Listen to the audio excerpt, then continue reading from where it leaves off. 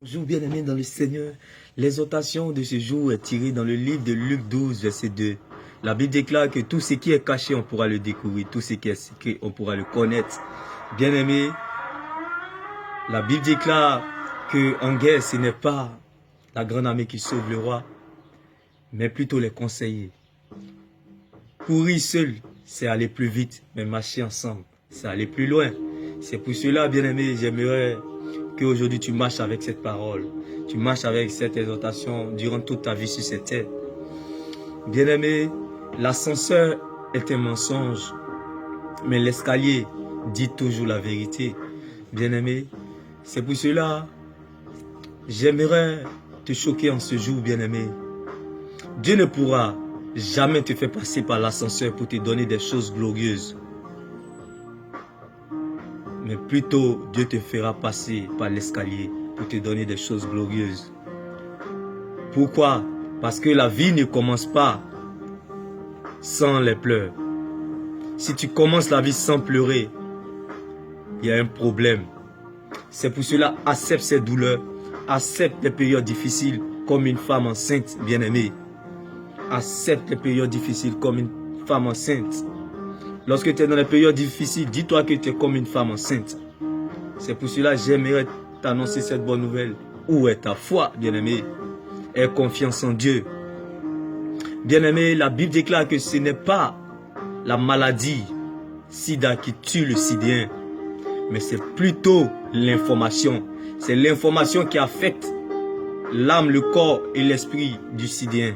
C'est pour cela qu'il meurt vite. Sinon, il y a des sidéens qui vivent plus longtemps même que des gens bien portants.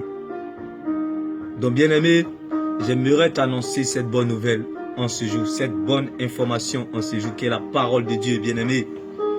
Oui, bien-aimé, n'oublie pas, bien-aimé, toi qui veux abandonner, toi qui veux lâcher, toi qui veux reculer aujourd'hui, j'aimerais t'annoncer cette bonne nouvelle, cette bonne information, bien-aimé. Joseph, bien-aimé, est passé par l'escalier du déshonneur pendant 13 ans, bien-aimé, pour finir plus tard sur le toit de tout l'Égypte, bien-aimé. David est passé à traverser, bien-aimé, l'escalier de l'humiliation pendant 13 ans en Israël pour finir roi de tout Israël, pour finir sur le toit de tout Israël. Bien-aimé, l'ascenseur n'arrive pas sur le toit, bien-aimé. Entends l'escalier, te fait monter sur le toit, bien-aimé. Le toit passe par l'escalier, bien-aimé. L'ascenseur est limité. C'est pour cela que j'aimerais t'annoncer cette bonne nouvelle. Tu n'es pas plus mieux que la femme à la paix des sangs depuis 12 ans, bien-aimé. Elle a persévéré depuis 12 ans. Tu as fait combien d'années et tu veux reculer aujourd'hui?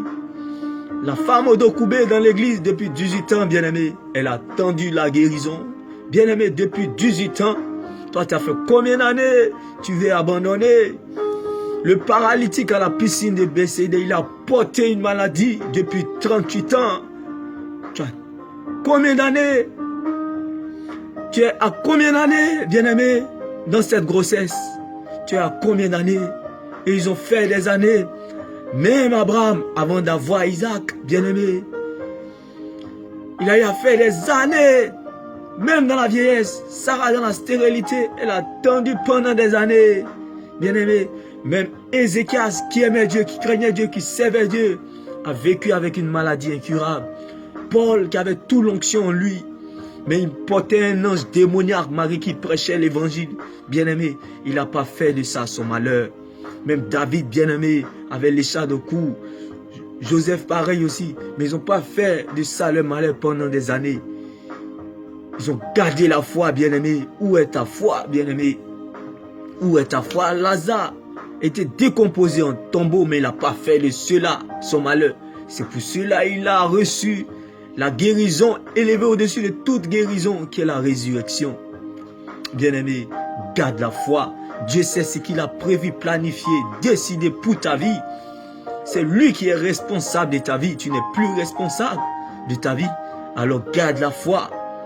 Et laisse-le te faire du bien. Laisse cette parole marcher dans ta vie. Et tu verras qu'elle te mettra à l'aise et elle te fera du bien. Je répète encore, même si les situations, même si la maladie, même si les gens refusent que tu existes, mais qu'elle ne t'empêche pas de faire exister le Dieu qui habite en toi, qui est Jésus-Christ de Nazareth. Même si les gens, la situation, la maladie refusent que tu existes, mais qu'elle ne t'empêche pas de faire exister, bien-aimé, le Dieu qui habite en toi, le Dieu qui est en toi, et le Dieu qui vit en toi, qui est Jésus-Christ de Nazareth. Alors, demeure béni. C'était cette bonne nouvelle que j'ai voulu t'apporter en ce jour, cette bonne information. Shalom.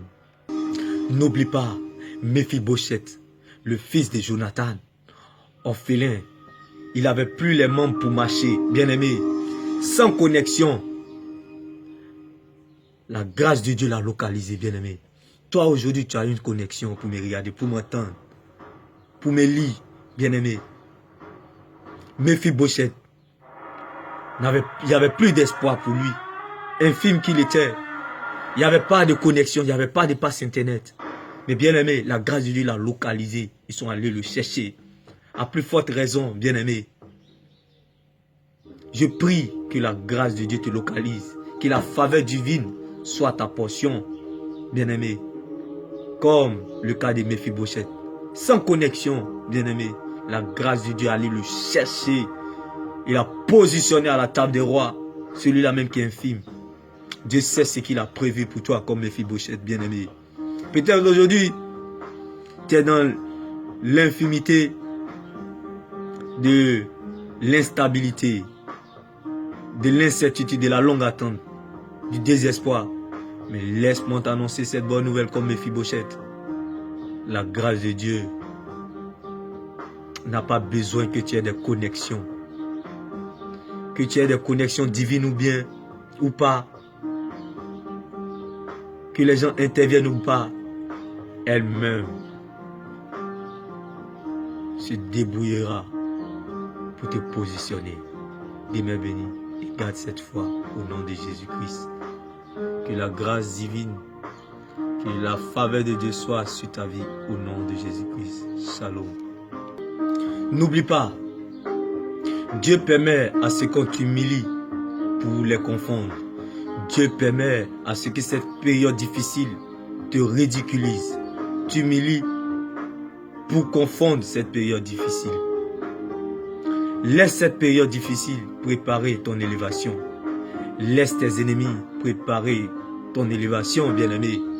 Car, bien-aimé, car Dieu surprendra, Dieu les confondra. Dieu confondra tes périodes difficiles, bien-aimé.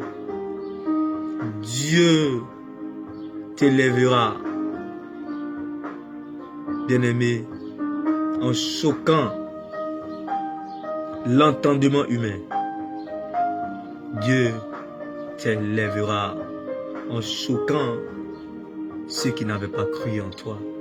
Ne cherche pas à ce qu'on croit en toi, mais cherche à ce qu'on croit en ton Dieu dans cette période difficile. Demeure béni. Shalom.